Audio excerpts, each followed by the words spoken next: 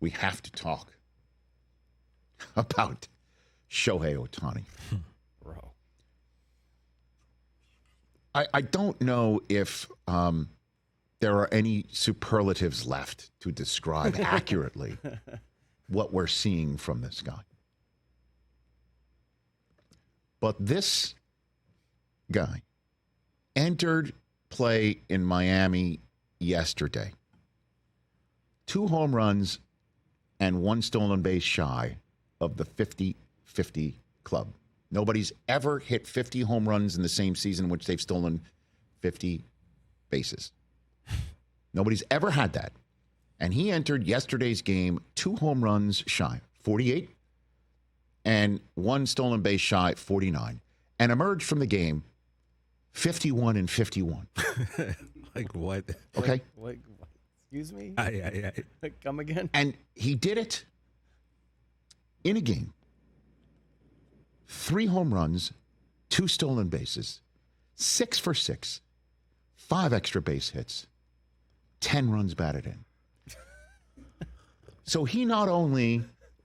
That can't be real. He not only reached the 50 home run mark and exceeded it, but he reached the 50 stolen base mark and exceeded that.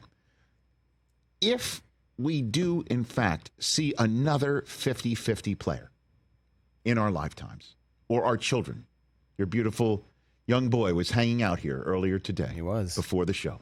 Cage was here. My children grow up and see another 50-50 member.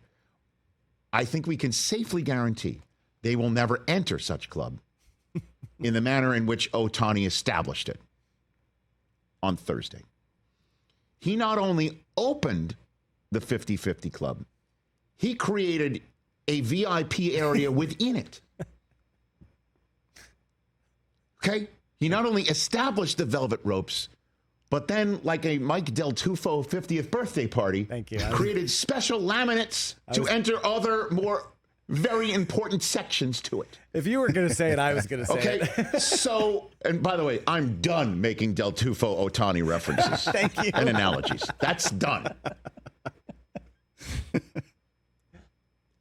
One last other sort of observation here, and how special it is, and how off the charts remarkable this player is.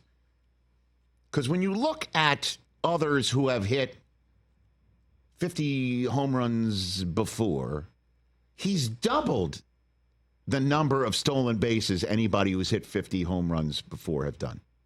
Okay, so it's not like he's established the 50-50 club. He's crushed it. Other 50-20 players, which is the only other club that had been open before this, A-Rod in 2007 had 24 stolen bases. Willie Mays in 55 had also 24 stolen bases. He now has 51. He's doubled it. And in terms of players who have stolen 50 bases and the most home runs that anybody's ever hit in that category, he's beaten Ronald Acuna Jr. by 10 home runs and Eric Davis of the Reds by 14 home runs. And counting. It's not like the season's over. Yeah. But here's the stat that shows it all. With everything that he did yesterday and becoming the first Dodger to ever have 10 runs batted in, right? You want to put that board up as well? Because as you might imagine, Sean Mitchell was very happy to create multiple boards for this segment. He was basically live texting us last night. Dodger fan of the Rich Eisen Show. First player in Major League Baseball history with 3 home runs and 2 stolen bases in a game. First player in Major League Baseball history with 10 runs batted in and 5 extra base hits in a single game. By the way, one of his doubles, almost a triple, got thrown out of third. Yep. First Dodger with 10 runs batted in one game. 7th Major League game with 17 total bases. 16th Major League game with 10 runs batted in. But this statistic says it absolutely all. In the history of Major League Baseball. Okay? Runs batted in became a stat in 1920. Since that day,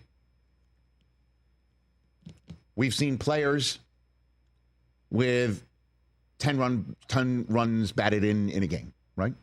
We've seen players with 6 or more hits in a game. We've seen players with 5 or more extra base hits in a game. We've seen players hit 3 or more home runs in a game, and we've seen players steal 2 bases or more in a game. We've seen that. But we've never seen anybody collectively do that in an entire career. Nobody's retired from baseball saying, I've done each and one of those things in a game in my career.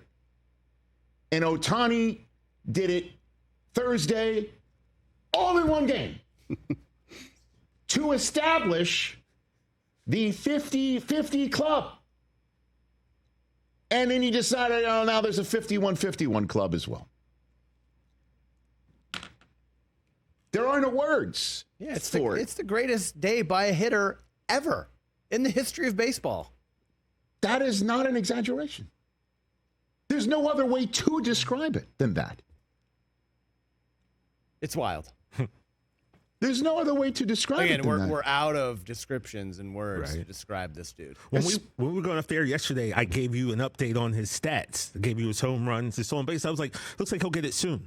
I didn't realize how soon was. and surpass it. Hours. And surpass it. Literally hours yesterday. How soon is now, said Morrissey, I think, later in the afternoon. And wait, guys, because there is a distinct possibility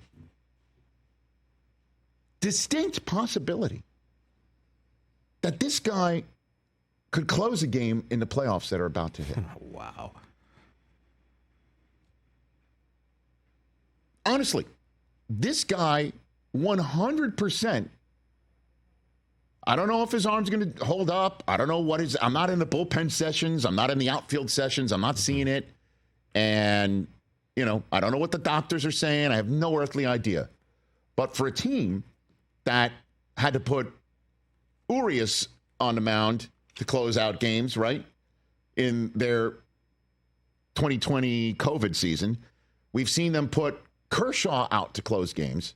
I mean, they get desperate to close games. Michael Kopech has been awesome since joining the team. I understand, but